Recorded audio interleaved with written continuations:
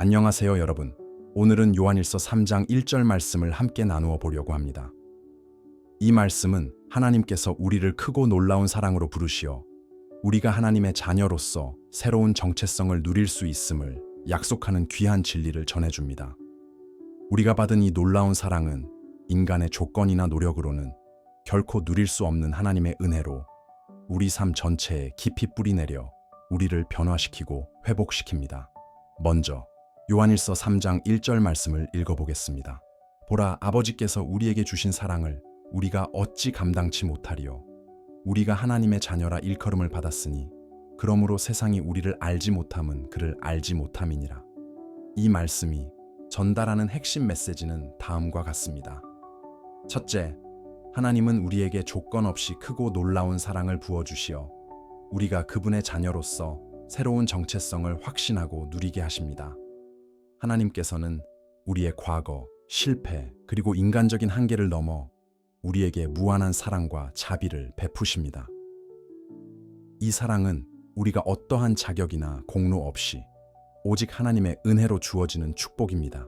우리가 하나님의 사랑을 온전히 체험할 때 우리의 내면 깊은 곳에서부터 변화가 일어나며 새로운 자아를 발견하게 됩니다. 이는 우리가 단순히 살아가는 것이 아니라 하나님의 가족으로서의 정체성을 확신하고 그 안에서 진정한 기쁨과 소망을 누리게 됨을 의미합니다. 이 사랑은 또한 우리로 하여금 주어진 삶의 모든 순간에 감사하는 마음을 품게 하며 우리 주변 사람들에게도 하나님의 놀라운 사랑을 전하는 귀한 증거가 됩니다. 둘째, 하나님의 자녀가 된다는 사실은 우리에게 영원한 소망과 기쁨을 제공합니다. 하나님께서 우리를 자녀로 부르신 그 놀라운 약속은 세상의 어떠한 평가나 기준에도 구애받지 않는 가치 있는 정체성을 확실하게 심어줍니다.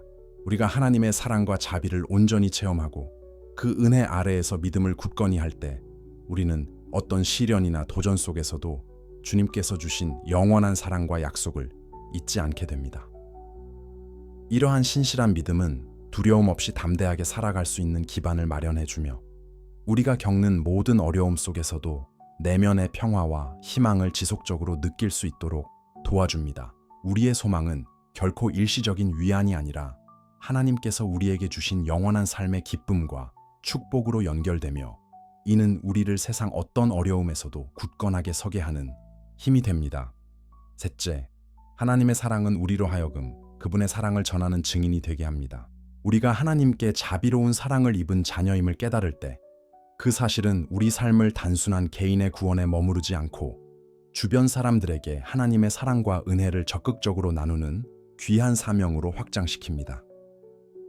우리의 말, 행동, 그리고 결정 하나하나가 하나님의 영광을 드러내는 살아있는 증거가 되며 이로써 우리는 사회와 공동체 속에서 하나님의 자비와 진리를 실천하는 역할을 감당하게 됩니다.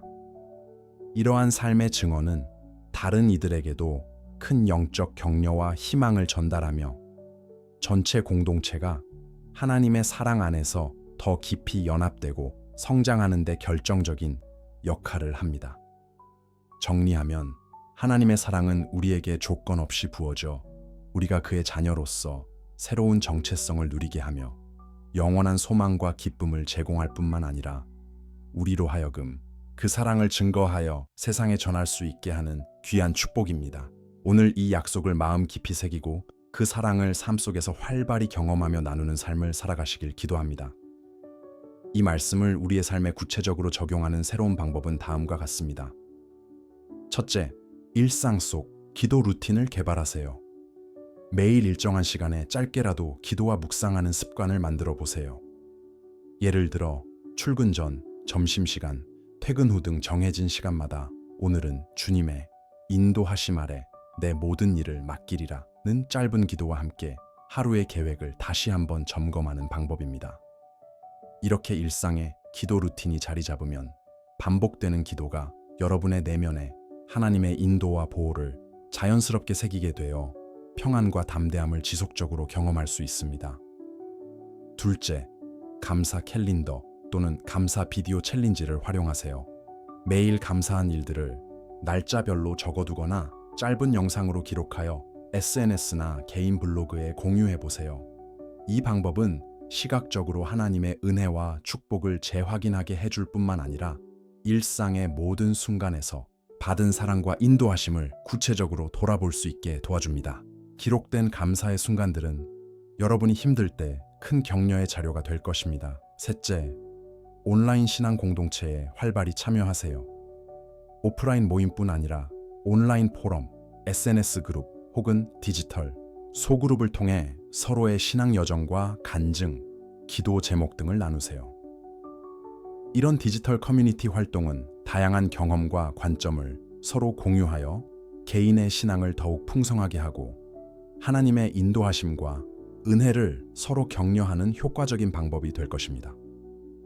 정리하면 일상 속에서 기도 루틴을 개발하고 감사 캘린더 또는 비디오 챌린지를 통해 받은 은혜를 기록하며 온라인 신앙 공동체에 참여하는 등의 방법을 통해 하나님의 인도와 보호 그리고 은혜를 지속적으로 체험할 수 있습니다.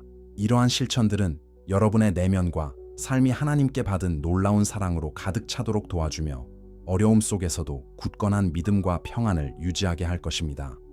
정리하면 요한일서 3장 1절 말씀은 하나님께서 우리를 크고 놀라운 사랑으로 부르시어 하나님의 자녀로서 새로운 정체성을 누리게 하신다는 약속을 담고 있습니다.